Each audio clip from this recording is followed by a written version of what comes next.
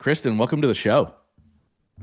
Justin, thank you so much for having me. And I just appreciate what you've built already with Growth Now. It's just so right up my alley. I love it.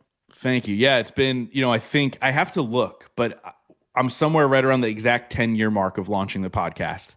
And it's been a Wow. wild ride, right? Like you start something and you don't realize ever where it's going to go, but you hit the record button and then here we are 10 years later and I've sat down with some of the greatest people in the world. Now I get to sit down with you and share your story with my audience and just really really excited to dive in. So why don't we start with who is Kristin today and then we'll break down how you got there. Kristen today is on a mission to help people finish what they start.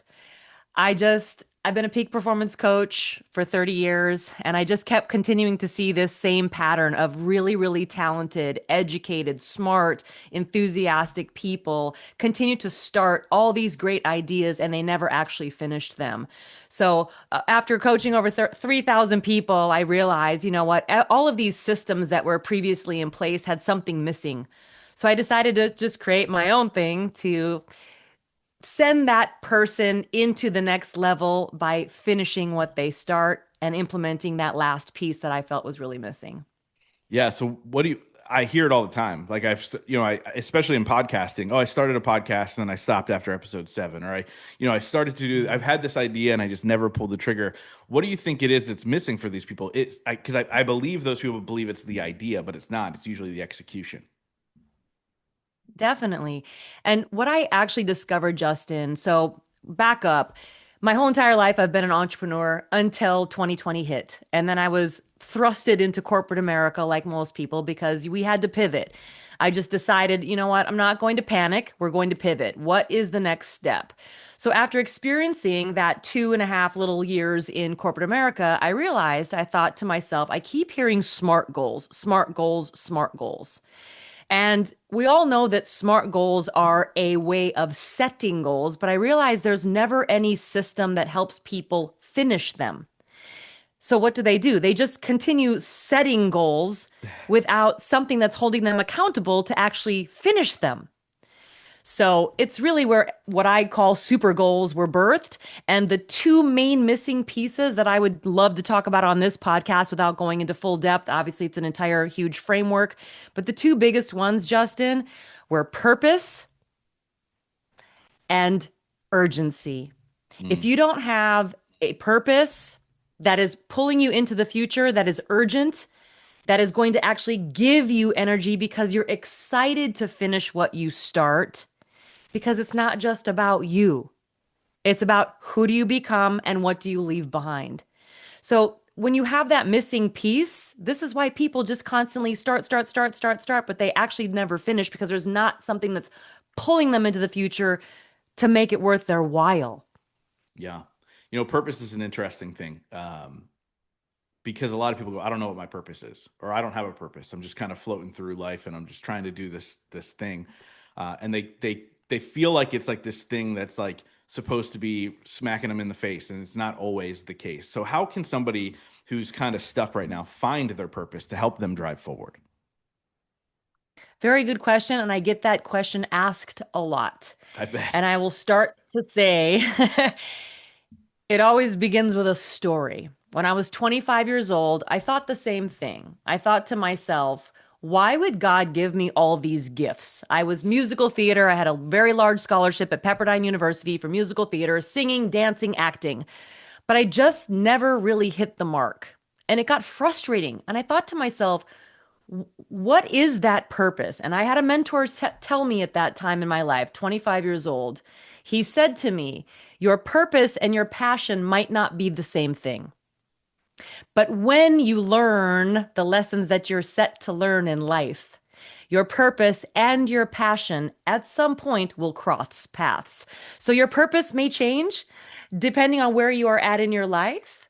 And then the person that you become, it might change again Mm. depending on the experiences that you've had. So I love the fact, I was reading a little bit of your bio that you had a 1.7 GPA. Yeah, well, I wear And it I always proudly find now. that fascinating. Exactly. I always find that fascinating because a lot of the people that I have dealt with and clients of mine, I would call when they started were what's called educated broke. They're the most educated people in the world, but we weren't taught these lessons of purpose and finance and your mission and your legacy. So they get trained in this little wheel where it's just working, working, working, working, very, very monotonous to serve yourself versus serving others. Mm. So when you understand that purpose is all about serving others, that's what's actually going to make your mind expand, and it's going to allow you personally to go to the next level in business, in relationships, in finance, in fitness, in any area of your life. It has to go beyond just yourself. Yeah, no, I love that. So you mentioned when you were 25, you felt the same thing. When did you discover your purpose and how did that drive you into the future? For sure. The pivotal moment that I'll discuss is when 2020 hit. For that entire 25 years of my life, all I knew was fitness. That's all I knew. I had gotten every single certification under the moon. I had a kinesiology degree, all of the education that we're talking about, right? Formal education. But I didn't really have life education of what do you do when life hits you and you don't know which way to go. So, my pivotal moment, Justin, and I encourage your listeners to really turn an extra ear to what I'm about to say, is when I dropped to my knees in my kitchen. I raised my arms to the sky and I said, Lord, I don't know what to do. I surrender. Most high achievers, we are trying to be in control of everything in our life. And it wasn't until I surrendered that control to say, God, just use me. I don't know what to do. I don't have the strength. All I know is fitness. My entire fitness business just got washed down the street with masks. Yeah. And it was at that point where I just had to trust. I'm extremely faith-based individual, and I just know that what is inside me just had to be pulled out of me, and I had to trust the process. But I had to allow God to lead me into that next field, which just happened to be finance. So surrender was the big word. We have to surrender what we think is best for ourselves. Mm.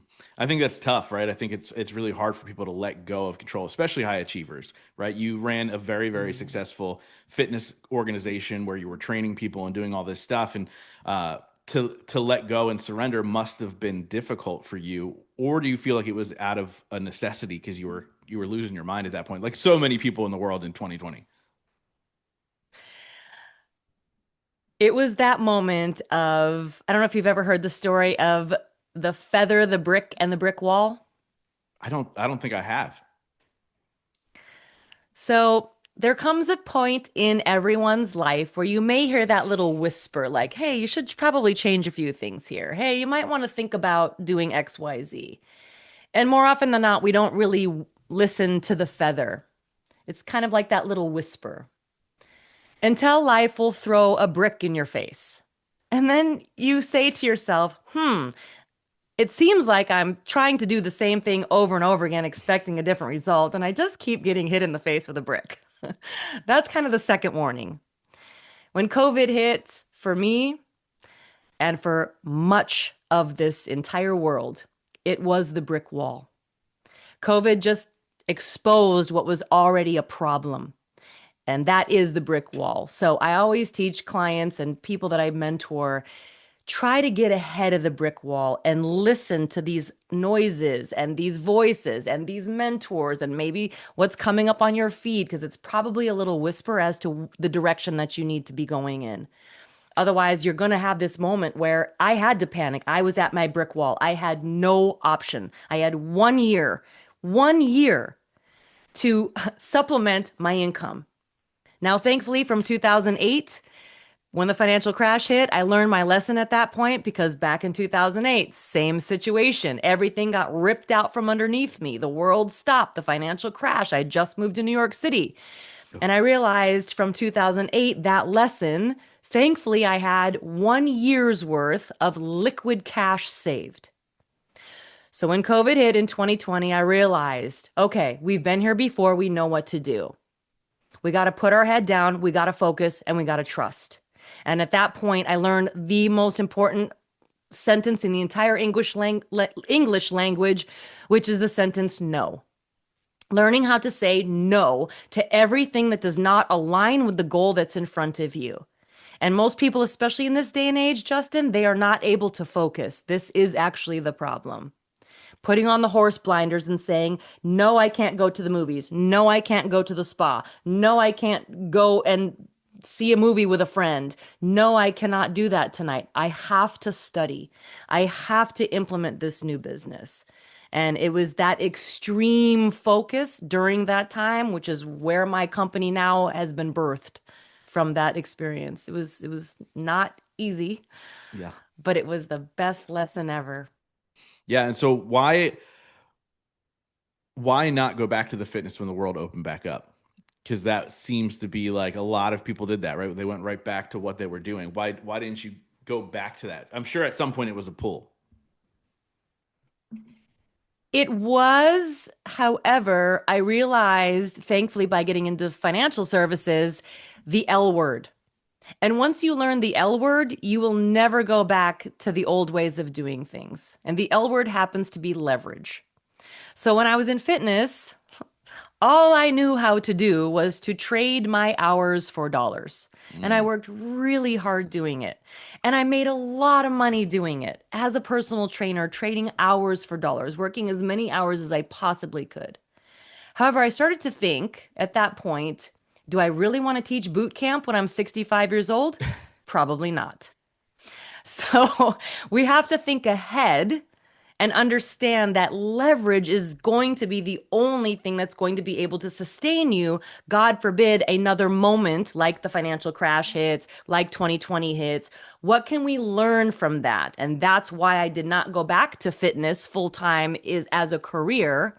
However, I incorporate it into what I teach and the clients that I work with now. You're not going to be able to achieve super goals if you don't have your health.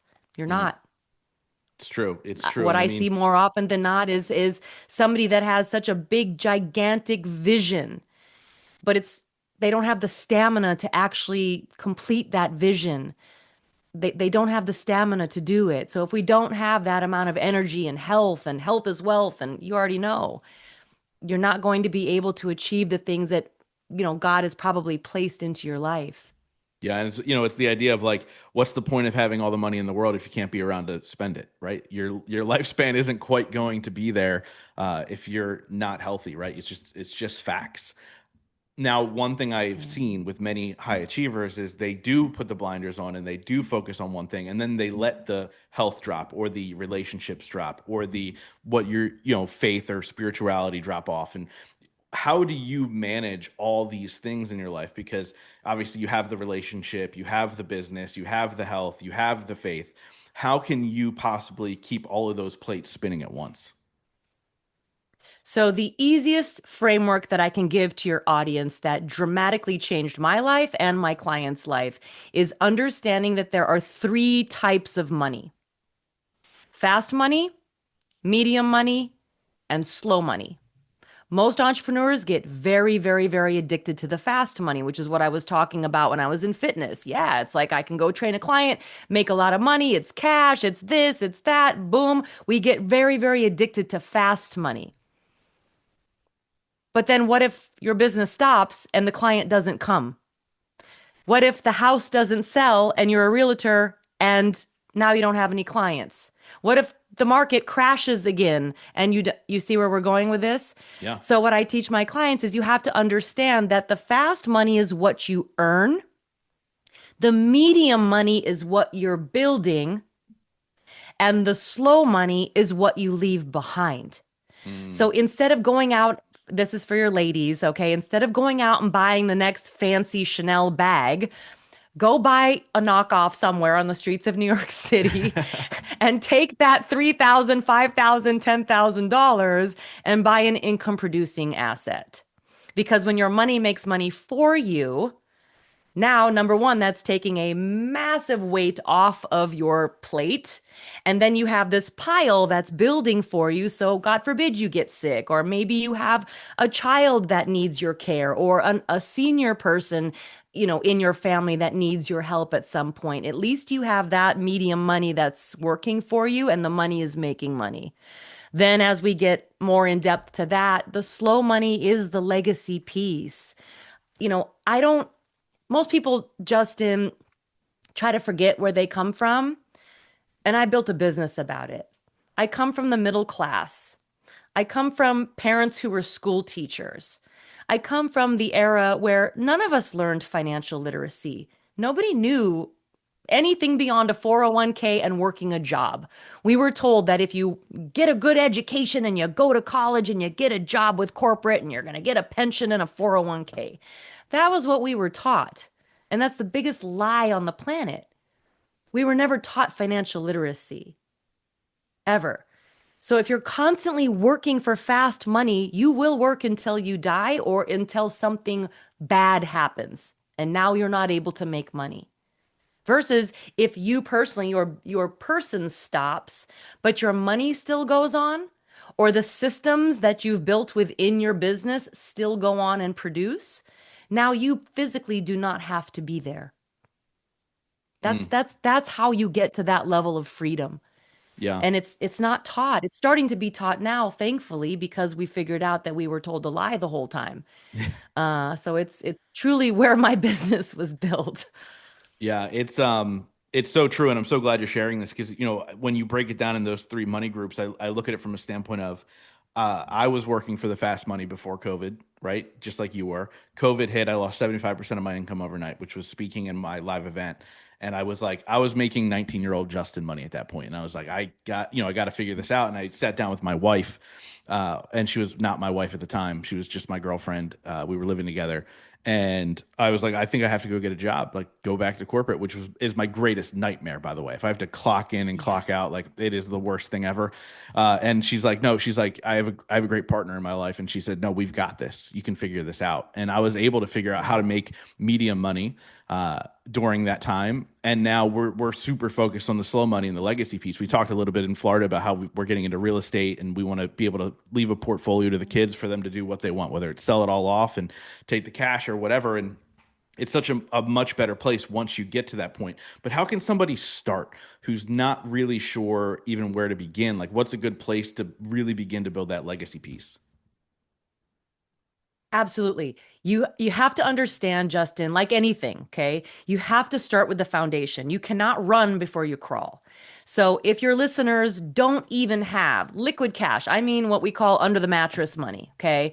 I always say you should at least have 3 months. If you have a family, it should be 6 months. If you're an entrepreneur, you might want a little bit more, depending on your lifestyle, okay?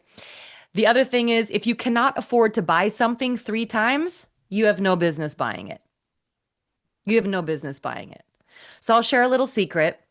If you're going to purchase something that, for example, within the brand, right? If you want to wear nice clothing, it's good to purchase things that are going to last you a really long time, like a watch that is actually going to go up in value versus maybe a blouse. Whatever. I get this on sale from a company in London. I bought it 50% off. It'll probably go out of style next year. Big deal. I probably spent $35 on this blouse. But the watch that I'm wearing carries value and will continue to increase in value. So if you buy something of value, make sure that it increases. It's an asset, not a liability. Mm, Okay? And then from that point forward, you have to make sure the second step is that you are protected. Okay, so obviously, I come from the financial services. If you are not insuring your body and your business, you will absolutely get hit with an oh crap moment at some point in your life. When I went through my back injury, I wish I would have known what I know now. If I had certain insurances that were in place, mainly disability insurance and or, life insurance whole life that has a long-term care event to it, mine would have been for disability insurance. That disability insurance on its own could have paid for my income that I was not able to earn because I couldn't go to a client to train them. Mm. But I didn't know that back then. So that's the second layer of protection. You always have to protect before you start to optimize. Then that's the optimization piece. Obviously, if you're carrying credit card debt with 29.5%, you're not going to get ahead. Yeah. It's not possible unless you are making 50% returns on the investments that you're making, which is probably a scam. Okay. Yeah. Unless Yeah. it's something else, but just be cautious. All right. So, and then at the third level of that is then grow the money, which is, how are we going to apply what's called the rule of 72? The rule of 72 says, how quickly can you double your money? So if you're earning 4% on an investment versus 10% on an investment, that same $10,000 is going to double faster if you're earning a 10% because the money compounds and it grows upon itself.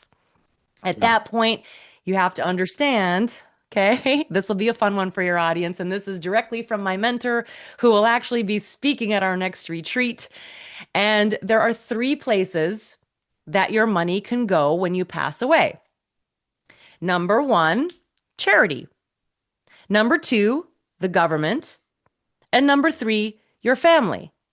And notice which fingers I used. So we want to make sure it doesn't go to the government. And we'll just leave it right here. Okay. So I you love it. have to make sure that you're planning appropriately. So all of the things that you're working for are going to go to who you want it to go to. Yeah. The government loves taking your money, that's for sure. I love any loophole possible. I've got a great, accountant who makes sure, my money's not going to the government. When I was on my own trying to figure it out on my own, it all went to the government. So that's a huge piece to really lay the groundwork. And I really want people to hear this, that are listening to this show in their 20s, right? Because 40s and 50s and whatever, it could be too late unless you're able to have some sort of financial windfall that then gets you that next piece. And it's super, super important, and it's a great place to be when you're playing that game, right? Because you are building that legacy piece, but it also means you're beginning to build wealth versus just having a lot of money. And it's just such a different approach. And so I love your approach to it. I think it's super smart. Tell us about the retreat. So the retreat was birthed literally right after my TEDx talk. And we had all these wonderful people that had come into town to support me. And I thought to myself, wow, this is a great opportunity to get people together to mastermind. So that's kind of where it started. We do 3 to 4 a year. The next one is coming up. They can always find that next event at makeithappenretreat.com. We'll put it in the show notes. This particular one is all around wealth, legacy, and impact, discussing exactly what you and I are talking today. My better half over here, DJ, he will be diving into the real estate piece to help people understand that that's one of the now 8 buckets that we can place our money and what is it, how is it growing, when do we deploy it, because each bucket that you put money into is going to serve a different time and purpose in your life. And as I mentioned at this next one, I do have my mentor. He will be speaking 40 years in the business with estate planning. So these are 8 and 9 figure minds. This is a very high level conversation. It is a private retreat, and it's just really meant to help people navigate the waters that we're in right now. We are in the next massive change, which is AI. And if people are not planning ahead and even beyond planning, I want people to understand, Justin, it's so important what you build now. If you're Mm. only planning and you're not building something, you're going to get left behind. And I don't want that to happen. Yeah, let's talk a little bit about the AI thing that's happening in the world. Is I'm watching friends on social media who have corporate jobs, they're losing them. They're losing their Yep. jobs as coders and all these other things. And so, what should people be aware of coming down the pipeline, and who will it affect? Absolutely. If the person moving forward is not able to do the job of 10 people, you might be eliminated. Mm. That's how fast we're going. I remember back 20 years ago, a friend of mine was the head IT person at an agency in Los Angeles. And I remember him saying 25 years ago that technology doubles every 16 months. I believe now it's got to be it doubling every 3 months, maybe even every month at the speed that we're going. So I don't like to place fear into the world because I believe that we have enough of that. Instead, I want to instill people with this sense of opportunity. This is an incredible opportunity. It's an incredible opportunity to optimize these new technologies that we have. I've absolutely put it into my own business. I've helped implement it into my other clients' businesses because it's going to make you better of what you already are. I Yeah. think the biggest thing that people need to understand is if you are putting garbage into AI, you're going to get garbage out of it. So the people that are going to succeed in the future are those that actually know how to use AI appropriately, which is another level of what we're teaching at the retreat as well. If you're going to stick your head in the sand, I I caution you to don't do that. It's like the dot com when the Mac Yeah. computer came out when I was in junior high school. It's like, what the heck is this big blue box? How do I have to do this? But if you try to ignore it, this is not a time to ignore what's actually happening. AI is not going away. It's just getting more robust and faster, and you got to learn.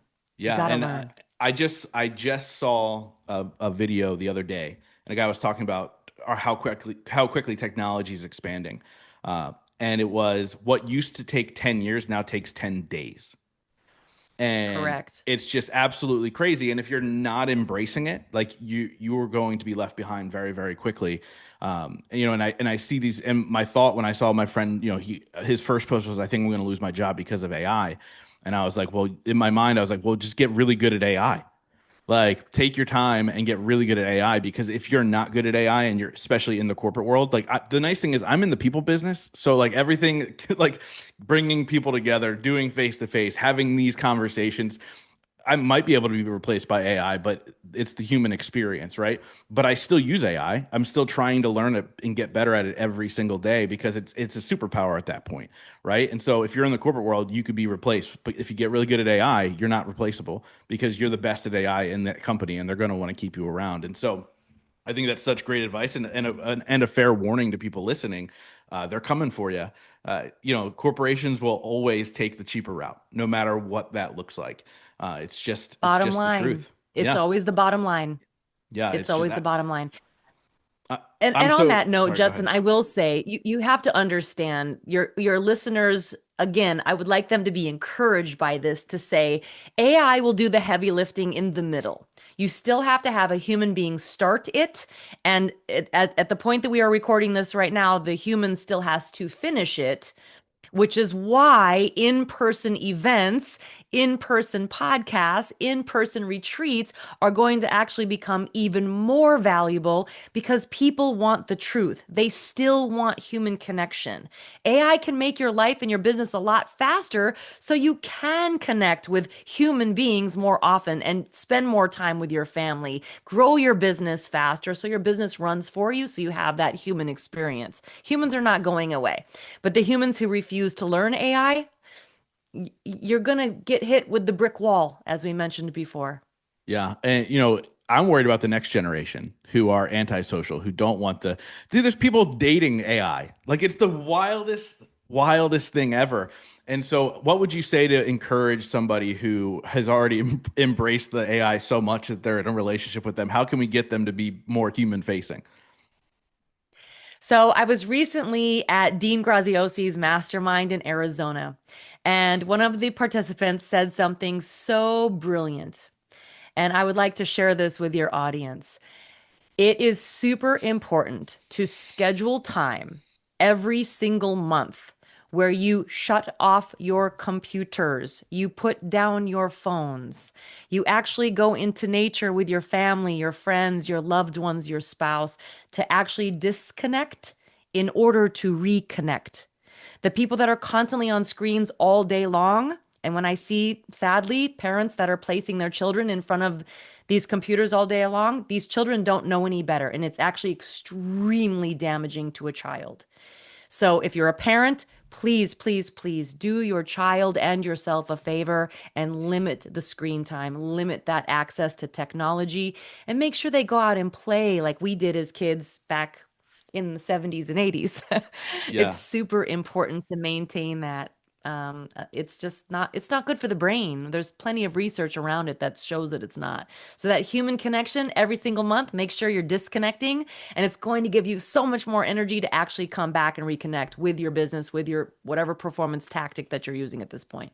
Yeah, I saw a video not that long ago where a guy was like, "Me and my friends do 90s days," and he's like, "We just leave our Yeah. phone at home and we go out into the world." And he's like, "You're gonna be okay." He's like, "For a very, very long time, people went out into the world without their phone. Nothing's gonna happen to you."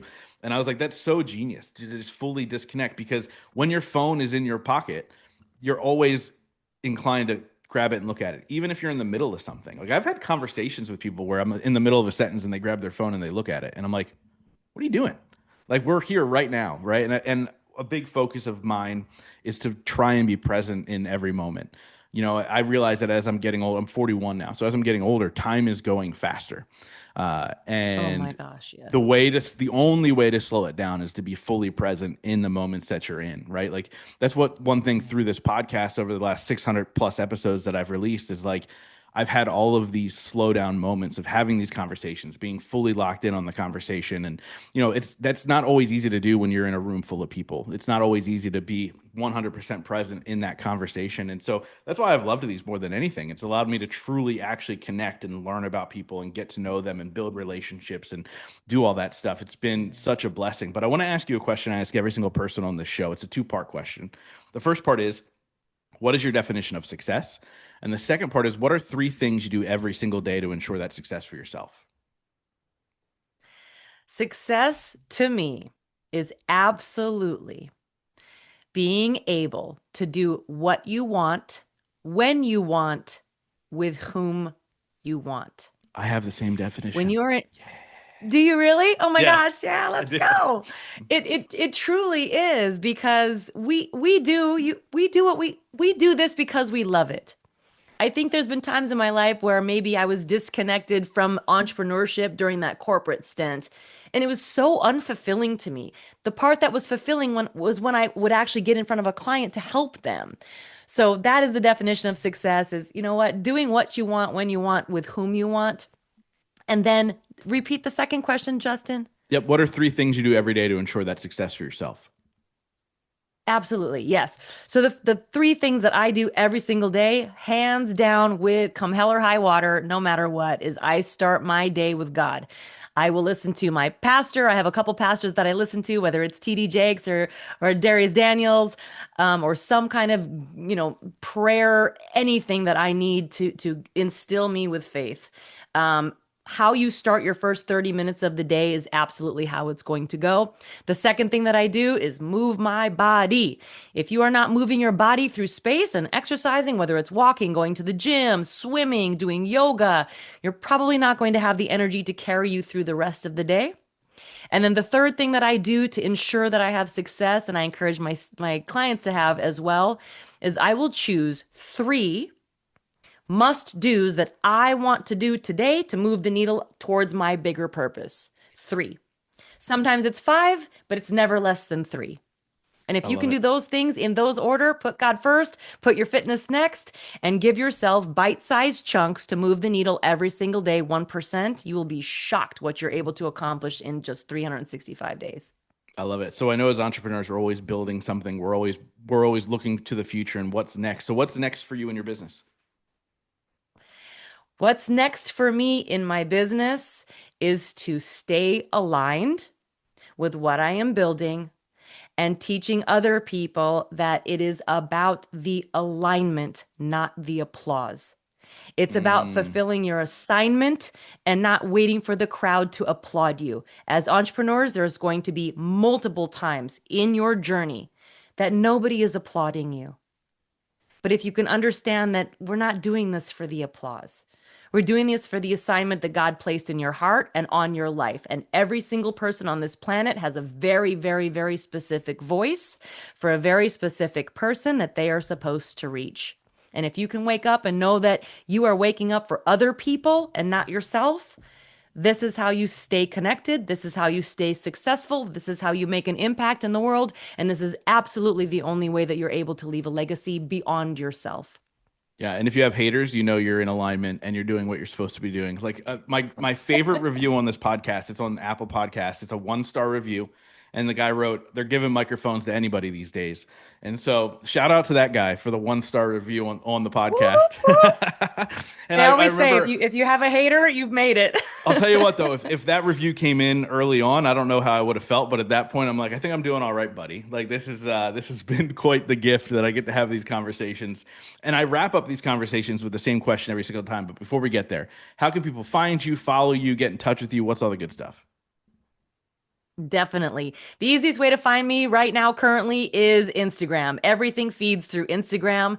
I will put it in the show notes. It is the Kristin Ericksen. That's my IG handle. There's 2 I's in my first name and 2 E's in my last name. Everybody butchers it, but it's the only way. That's what my mom gave me. So there you go. The Kristin Ericksen, Instagram. And then definitely coming up is the Make It Happen Retreat, makeithappenretreat.com. I love it. So Not plural, not the. Just make it happen retreat. I have the same issue with my last name. It's pronounced Schenck, like a prison Yes. shank, but it's spelled with extra letters and an E in the middle. And so whenever I'm on a podcast and somebody's like, "How can we find you?" I go, "Just see how you spell my name in the show notes. Just find me that way."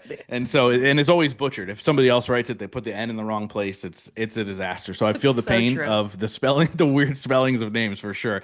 Like I said, I wrap up every single interview with the same question. Since the show is called the Growth Now Movement, that question is: in your life, what has been your biggest moment of growth? Oh, such a great question, Justin. My biggest moment of growth over 30 years is understanding that, yes, we have to finish goals, but that's only the destination. It's who you become along the way. You have to become that person. And I know that we've heard this before, but the older I get, the more it just continues to come up. Enjoy the journey. I know it goes fast, and you're always going to have to level up to the next level that you want to go to. So be willing to grow, be willing to be coached, be willing to say, "Oh, I didn't do that so well. How can I come back and be better?" I love it. And so I'm so glad you said that because I say to people all the time, I go, "Hey, I want you to have big goals and I want you to achieve them. But I promise you the second you get there and you achieve them, you're gonna go, okay, what's next?"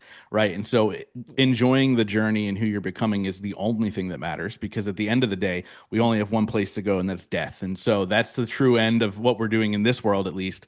And it's just a wild ride. But Kristen, thank you so much for coming on and sharing your wisdom. This conversation has been amazing. Thank you.